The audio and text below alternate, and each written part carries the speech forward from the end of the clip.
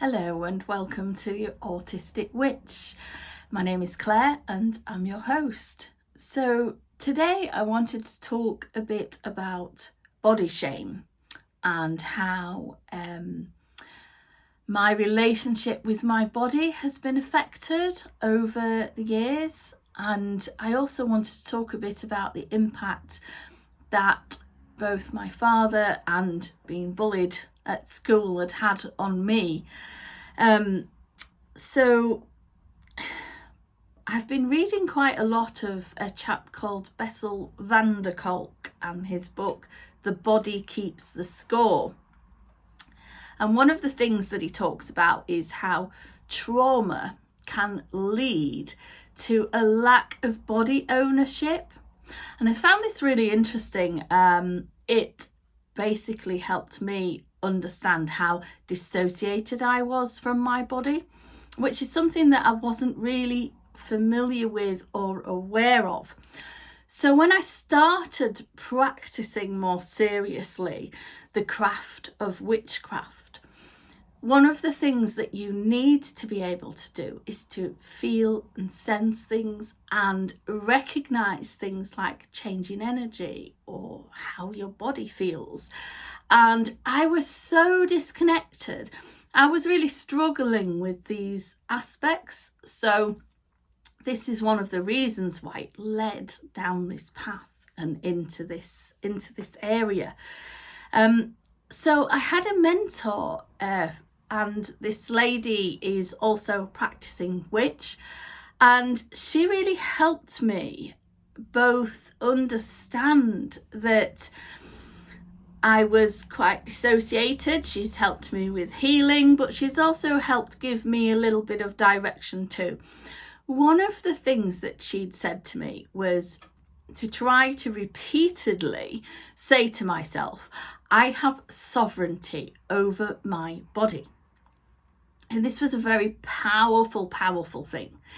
A very sort of powerful way for me to, by reciting this over and over again, it was going to imprint and was going to change the way I was feeling and help me connect with my body. And just that process of thinking about how I owned my body, how I had sovereignty over my body, was a very powerful thing for me. But it also really surprised me at how little I believed that to be true, and how little sovereignty I had over my body, how I effectively gave away all of my power to other people. And I gave my power away for their approval, basically. If I'd lost weight, I wanted them to notice, and if they didn't notice, I would feel bad, and all of that nonsense was going on. So I needed to really connect and to feel that I had ownership and to not be constantly giving it away to other people and in order for their approval and then for me to feel good. I needed to feel good from the inside.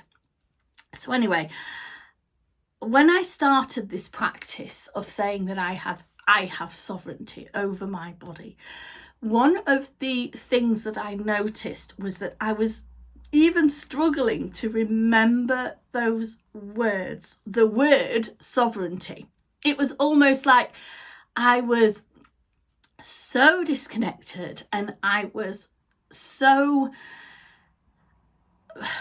I suppose, disenfranchised from my body that I was even struggling to remember that word and connect to that word. So I kept saying things like, I own my body, I have control over my body, because I couldn't even remember the word sovereignty, which is such a powerful word. So anyway, I've been doing this for quite some time now and trying to reconnect into my body. And one of those things has been sort of just letting go of this feeling that I need others' approval all the time. Because one of the other things that I've been doing is I've been reading a lot about another writer called Gabor Mate, who also writes a lot about trauma and addiction. And I've also got, I had problems with alcohol previously, and I no longer drink. So his work too has been very powerful to me. And what I began to understand is that my own body had basically said no. It had gone, I've had enough of this, and had begun to shut down. And I was experiencing all sorts of illnesses, mystery illnesses that no doctor could explain, was left feeling like some crazy hypochondriac. And so I had to go through all of this process of going to see different specialists. So eventually, it did lead to some formal diagnoses, and it did give me some answers. But what I also realized is that, what was actually going on physically with me, they were just the signs of what had happened to me in terms of my childhood and trauma and how dissociated I was. This was all interconnected. It was all enmeshed. And I very quickly realised that the fact that I had been bullied quite consistently, intimidated, that my father was a very narcissistic man, and, all of that leaves a massive imprint and has a massive impact on people. So this is what I realised. So I needed to sort of process all of that this has all been part of my journey, basically. So yes, one of the things that I began doing was reconnecting and beginning to get that feeling that I was okay and that I didn't need other people's approval, and that I needed to stop seeking that approval from outside constantly. Because the way I had been practicing in the past, I'd found from 10 years ago in one of my shadow books a spell for weight loss, and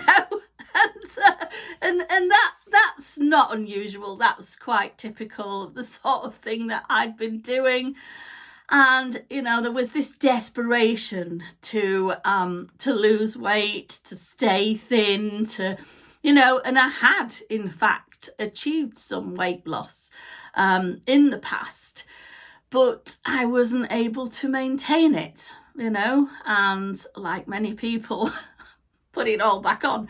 But anyway, what I wanted to do was I just wanted to work out how to let go of all that.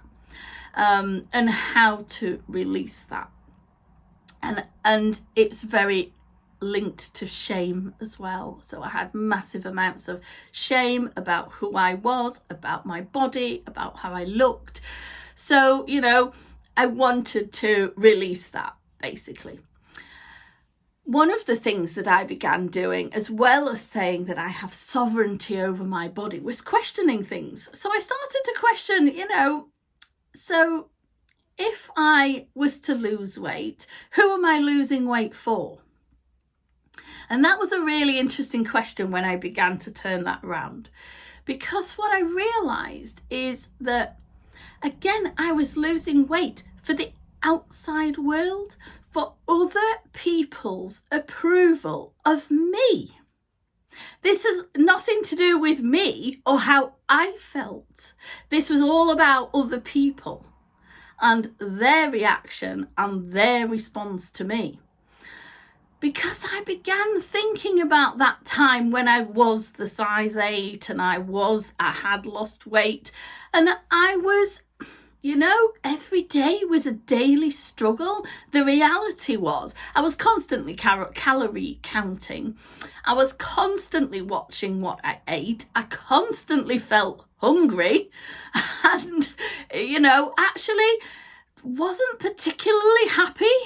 Yes, it felt happy to go into a regular shop and for something to fit. But at the same time, there was that constant hunger and that constant voice in my head. You can't eat that, you can't do that, or you've got to walk this far to, stay thin. And it just became very, very wearing, So I began to realise that what was going on in my head wasn't particularly healthy, and my relationship with food wasn't very healthy. And I began questioning all of that and thinking, actually, do you know what? So if I was to lose weight again, would I then need to go back to that thinking, go back to that place? And I didn't want to do that. I didn't want to be there. And I realised that I wanted self-acceptance. I wanted to accept myself for who I was. And if other people criticised me and said, oh, you're obese and it's your problem or your fault as to why you're, struggling to walk and all of that, which, people do. But I also realised that, it was a very painful, horrible place to be constantly. Wanting food and not being able to eat what you wanted and worrying about my weight, and I would weigh myself daily and it just became so wearing. I just thought, I just really want to let go. So yes, I began working on how I truly loved myself and how I began to have not just this idea of sovereignty over my body, but that I truly felt it inside, and that actually the sovereignty had to come from a much deeper place than just me recanting it, that I needed to feel that inside. One of the things that I've been doing in terms of my own practice is not just the spells and rituals, but it's also been this process of really feeling and living it day to day. So tackling that voice that says, you shouldn't be eating that, has been, this whole other process, and has been really quite hard work. It's required that constant change of mindset, me challenging it, me saying, hang on a minute, no, you're not going to criticize me. Let's just pause here. I am allowed to eat cake. And actually, on that note, I want to tell you a little funny story. One of the things that I did was I tried to connect with my spirit guides and in meditation, and had this very deep meditation and had this conversation with one of my spirit guides. And one of the things that the spirit guide said to me was, just eat the cake. And I was like, it's quite funny, really, and he was like, I was there saying, but I really would like to be a bit thinner. And he was like, no, you know what, just eat the cake.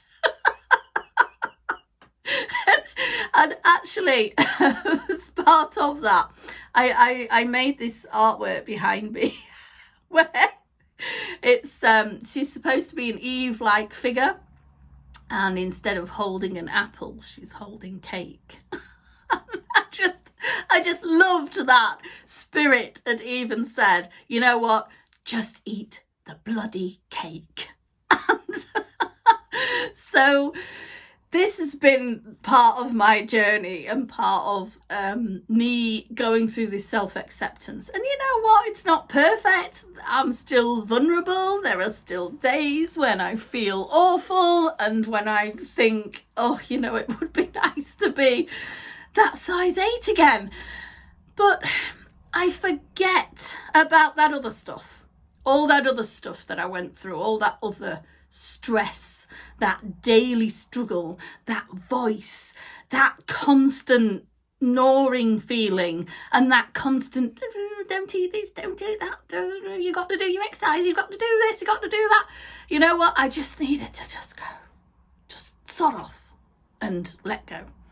So these are my thoughts today, and I thought I'd share them with you. Thank you for watching my Autistic Witch and hearing my crazy rants. If you like this video, please like and subscribe, or leave me any comments. They would be much appreciated. And I hope to hear back from you soon. Thank you.